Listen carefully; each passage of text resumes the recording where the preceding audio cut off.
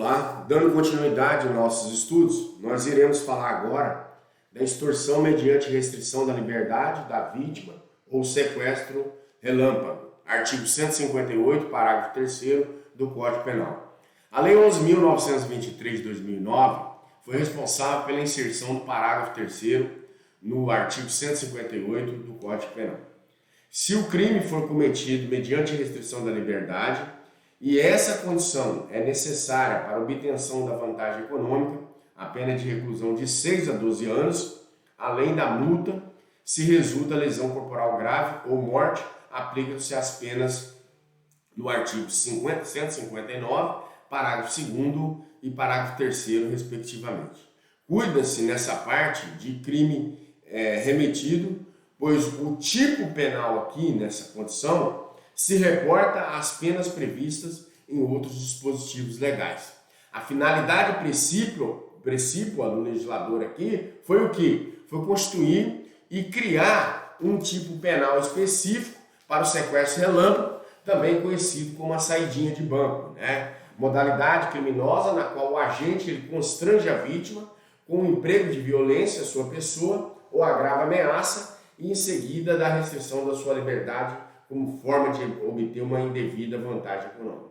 O sequestro relâmpago, senhores, o nome popular, né, pelo qual o crime de extorsão com a restrição da liberdade restou consagrado não por ser equiparado à extorsão mediante sequestro, do artigo 159, uma vez que não há uma privação, mas a restrição da liberdade, né, nesse contexto aí. O exemplo clássico de extorsão mediante sequestro, mediante restrição da liberdade, se verifica na hipótese em que o criminoso ele aborda a vítima e valendo-se de grave ameaça ou violência contra ela empregada, ele restringe sua liberdade de locomoção, mantendo em seu poder e levando em seguida a um terminal bancário para que saque ali um numerário de depósito em sua conta corrente.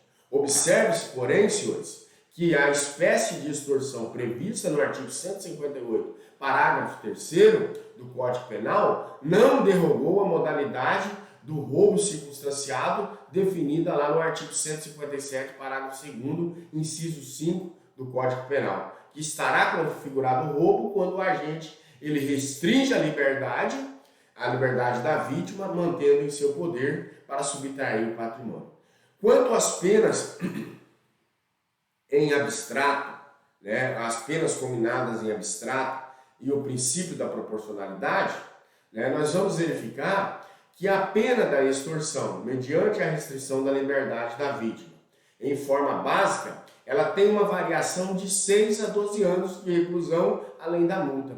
A pena mínima desta arte é igual à combinada pelo artigo 121 do Código Penal ao homicídio simples, e pode-se dizer aí, né, que, portanto, que a escolha legislativa ofende o princípio da proporcionalidade, uma vez que teria colocado aí o mesmo nível de dois bens jurídicos e de importâncias diversas para o caso em apreço.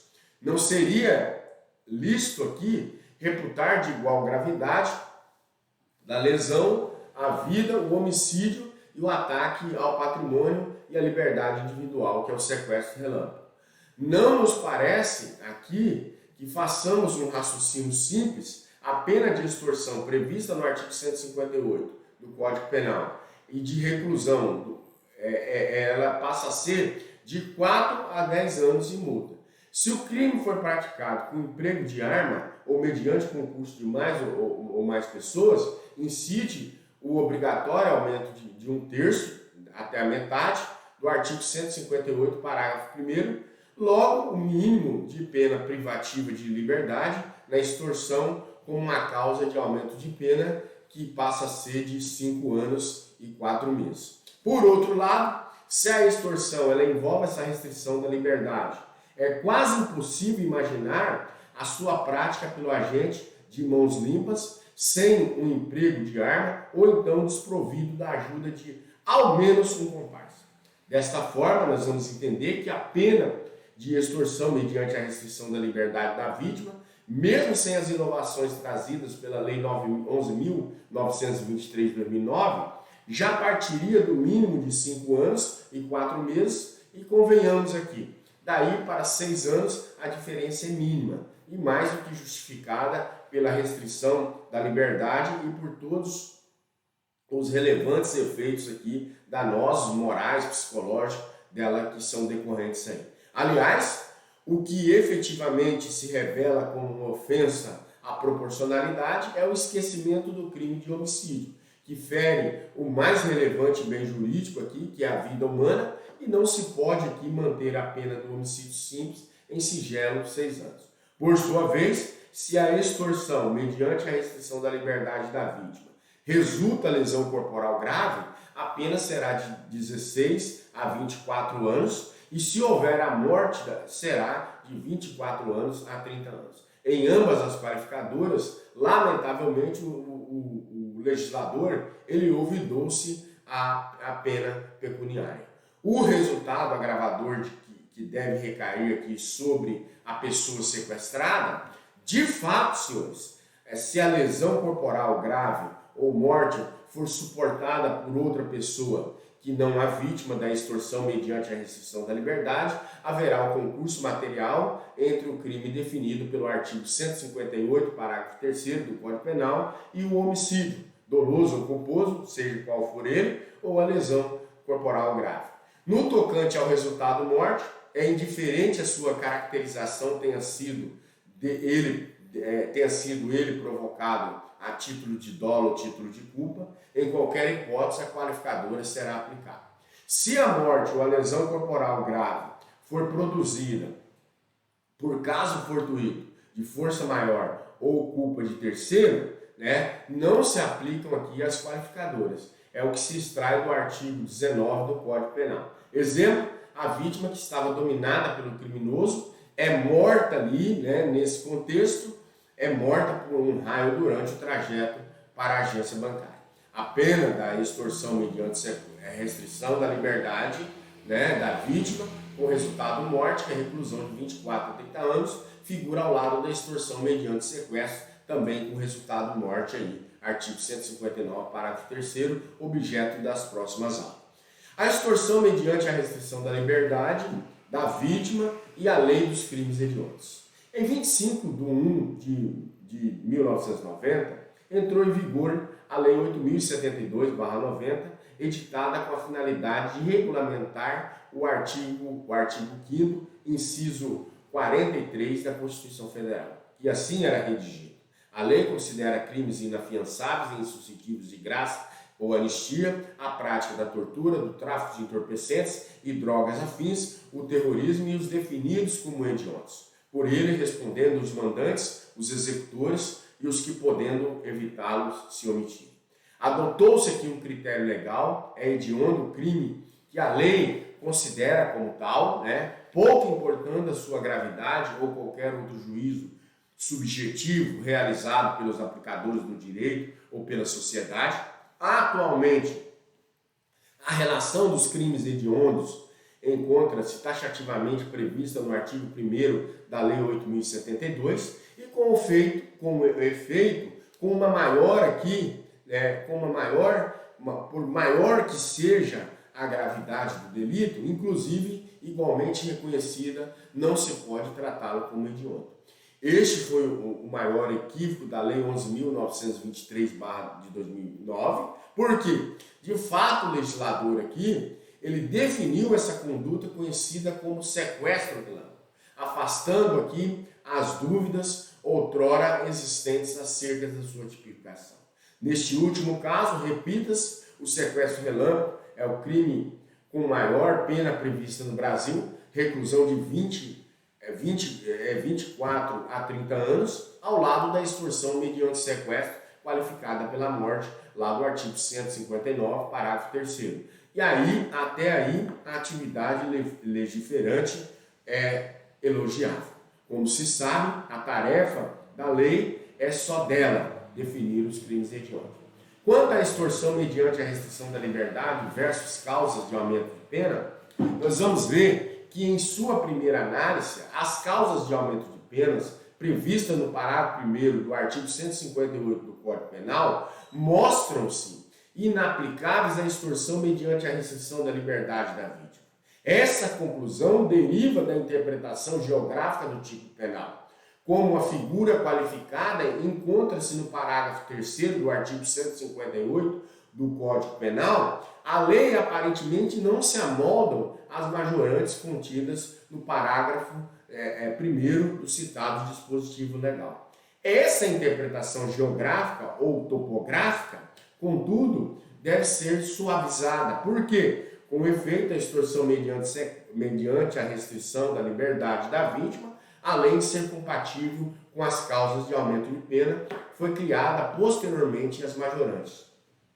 Em extorsão qualificada pela restrição da liberdade da vítima, sendo essa condição necessária para a obtenção da vantagem econômica, lá do artigo 158, parágrafo 3º do Código Penal. É possível a incidência da causa de aumento de pena prevista no parágrafo 1º do artigo 158, se o crime é cometido por duas ou mais pessoas ou com emprego de arma.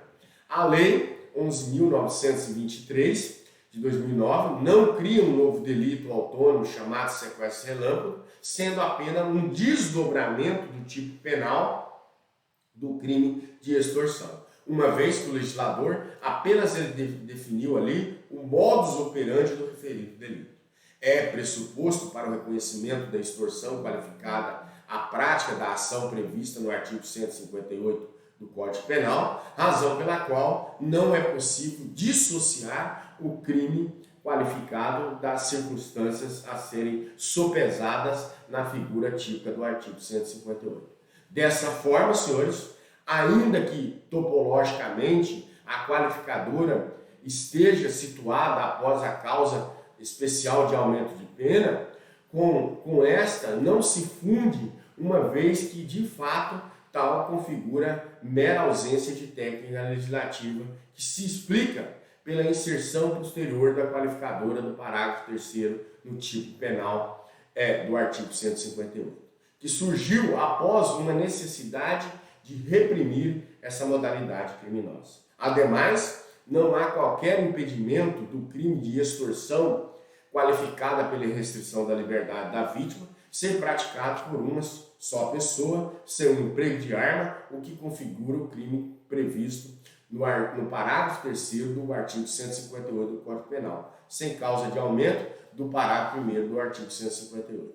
Por fim, nós vamos verificar a extorsão mediante a restrição da liberdade da vítima e tráfico de pessoas especiais, que são meios especiais de prevenção e repressão repressão, na verdade, perdão. Em face da possível extorsão mediante a restrição da liberdade da vítima, o sequestro relâmpago, como tráfico de pessoas do artigo 13A do Código Penal, do Código de Processo Penal, criado pela Lei 13.344 de 2016, estatui que o membro do Ministério Público ou delegado de polícia poderá requisitar diretamente de quaisquer órgãos do poder público ou de imprensas da iniciativa privada dados e informações cadastrais da vítima de supostos, que sejam vítimas de supostos ou de suspeitos, A requisição deverá ser atendida no prazo de 24 horas e contará com o quê? Com o nome da autoridade requisitante, o número do inquérito policial ou até então o procedimento investigatório criminal, que é o PIC, que é Procedimento Investigatório Criminal. Por seu turno, o artigo 13b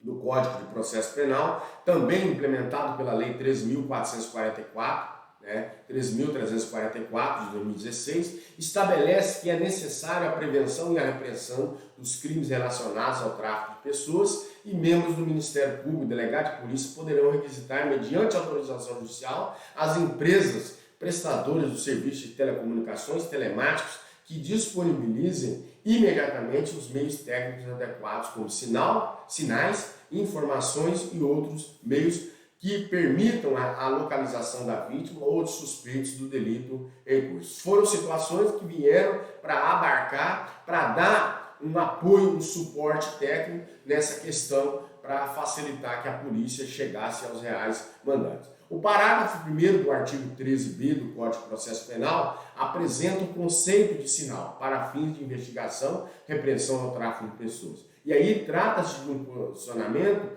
de estação de cobertura setorizada e intensidade de radiofrequência. O parágrafo 2º prevê algumas restrições, pois o sinal não permitiria acesso ao conteúdo de comunicação de qualquer natureza que dependerá da autorização judicial conforme disposto em lei. Deverá também ser fornecido pela prestadora de telefonia móvel celular por período não superior a 30 dias, renovável por uma única ou igual período.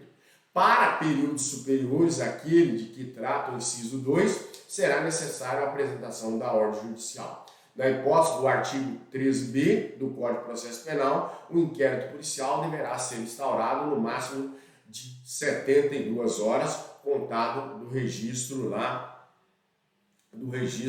da respectiva ocorrência policial. Tá certo? Pessoal, nós ficamos por aqui.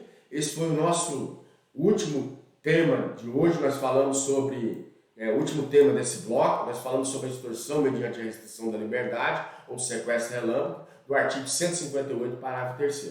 Tá certo? No mais, estaremos à noite para tirarmos eventuais dúvidas relativo aos artigos. Nós já estudamos artigo 155, artigo 157 e agora o artigo 158 em totem. Tá certo? No mais, eu aguardo os senhores para tirar eventuais dúvidas.